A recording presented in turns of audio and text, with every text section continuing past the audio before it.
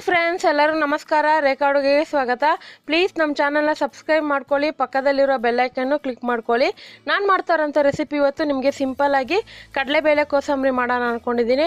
Already ನಾನು ಹೆಸರುಬೇಳೆ ಕೋಸಂಬರಿ ಕೂಡ ಅಪ್ಲೋಡ್ ಮಾಡಿದ್ದೀನಿ.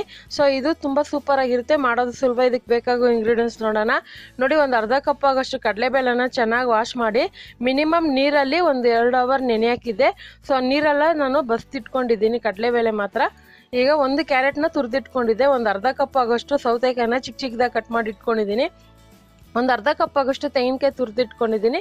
ಒಂದು ಮೆಣಸಿನ್ಕಾಯಿನ ಚಿಕ್ಕ ಚಿಕ್ಕದಾಗಿ ಕಟ್ ಮಾಡಿ ಇಟ್ಕೊಂಡಿದ್ದೀನಿ. 1/4 ಟೀ ಸ್ಪೂನ್ ಸಾಸಿವೆ, ಒಂದು ಚಿಟಿಕೆ ಇಂಗು ತಗೊಂಡಿದ್ದೀನಿ. ಮತ್ತು ಒಂದು 10 ಮೆಣಸನ್ನ ಈ ಥರ ಕುಟ್ಟಿ ಪುಡಿ ಮಾಡಿ ಇಟ್ಕೊಂಡಿದ್ದೀನಿ. ನೀವು ಬೇಕಂದರೆ ಮೆಣಸು ಪುಡಿ ಕೂಡ ಯೂಸ್ ಮಾಡ್ಕೋಬೋದು. ಮತ್ತು ಒಂದು 1/4 ಕಪ್ ಆಗೋಷ್ಟು ಕೊತ್ತಂಬರಿ, ಒಗ್ಗರಣೆಗೆ ಆಗೋಷ್ಟು ಕರಿಬೇವು, ಒಂದು ಅರ್ಧ ಗಾತ್ರದ ನಿಂಬೆಹಣ್ಣು ತಗೊಂಡಿದ್ದೀನಿ, ರುಚಿಗೆ ತಕ್ಕಷ್ಟು ಉಪ್ಪು, ಒಗ್ಗರಣೆಗೆ ಆಗೋಷ್ಟು ಎಣ್ಣೆ. ಈಗ ಹೇಗೆ ಮಾಡೋದಂತ ನೋಡೋಣ. ನೋಡಿ, ಒಂದು ಪಾತ್ರೆಗೆ ಈ ಕಡಲೆಬೇಳೆಯನ್ನು ನೆನೆ ಹಾಕಿದ್ನಲ್ಲ ಅದನ್ನ ಹಾಕ್ಕೊತಾ ಇದ್ದೀನಿ. ಸೊ ನೀರು ಇರಬಾರ್ದು, ಕಡಲೆಬೇಳೆ ಚೆನ್ನಾಗಿ ಬಸ್ತಿಟ್ಕೊಂಬಿಡಿ. ಇದಕ್ಕೆ ಸೌತೆಕಾಯಿ, ಕ್ಯಾರೆಟು ಮತ್ತು ತೆಂಗಿನಕಾಯಿ ತುರಿ ಹಾಕ್ಕೊತಾ ಇದ್ದೀನಿ. ನಾನು ಆಲ್ರೆಡಿ 2 ಥರ ಹೆಸರುಬೇಳೆ ಕೋಸಂಬರಿ ಅಪ್ಲೋಡ್ ಮಾಡಿದ್ದೀನಿ. ಸೊ ಇದು ಕಡಲೆಬೇಳೆದು ತುಂಬ ಚೆನ್ನಾಗಿರುತ್ತೆ. ಇದಕ್ಕೆ ಮೇನ್ ಇಂಗ್ರೀಡಿಯೆಂಟ್ಸ್ ಏನಂದರೆ ಮೆಣಸು ಪುಡಿನಾದರೂ ಹಾಕೋಬೋದು, ಇಲ್ಲಾಂದರೆ ಮೆಣಸು ಕುಟ್ಬಿಟ್ಟು ಪುಡಿ ಮಾಡ್ಕೋಬೋದು. ಫ್ರೆಶ್ ಆಗಿ ಕುಟ್ಟಿ ಪುಡಿ ಮಾಡಿ ಹಾಕಿದ್ರೆ ಆ ಟೇಸ್ಟ್ ಸೂಪರಾಗಿರುತ್ತೆ.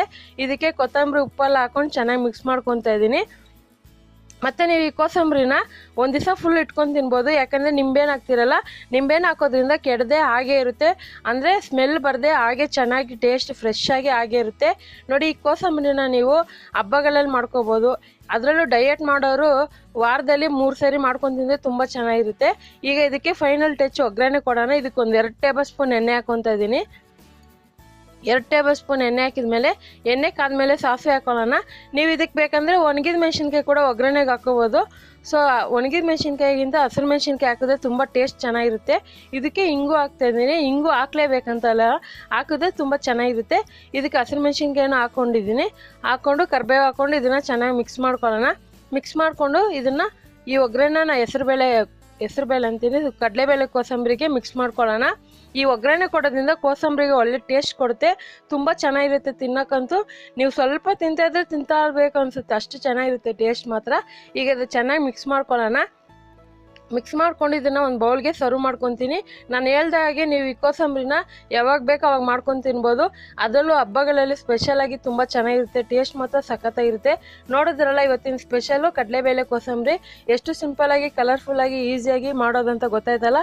ಖಂಡಿತ ರೆಸಿಪಿ ನಿಮ್ಗೆ ಇಷ್ಟ ಆಗಿದೆ. ನೀವು ಕೂಡ ಟ್ರೈ ಮಾಡಿ ಹೇಗಿದೆ ಅಂತ ನಿಮ್ಮ ಅನಿಸಿಕೆನ ಕಮೆಂಟ್ ಮೂಲಕ ತಿಳಿಸಿ. ಮತ್ತಷ್ಟು ಈಸಿ ರೆಸಿಪಿಗೋಸ್ಕರ ರೇಖಾ ಅಡುಗೆ ಚಾನಲ್ನ ಸಬ್ಸ್ಕ್ರೈಬ್ ಮಾಡಿ, ಶೇರ್ ಮಾಡಿ, ಲೈಕ್ ಮಾಡಿ. ವಿಡಿಯೋ ನೋಡೋದಕ್ಕಾಗಿ ಧನ್ಯವಾದಗಳು.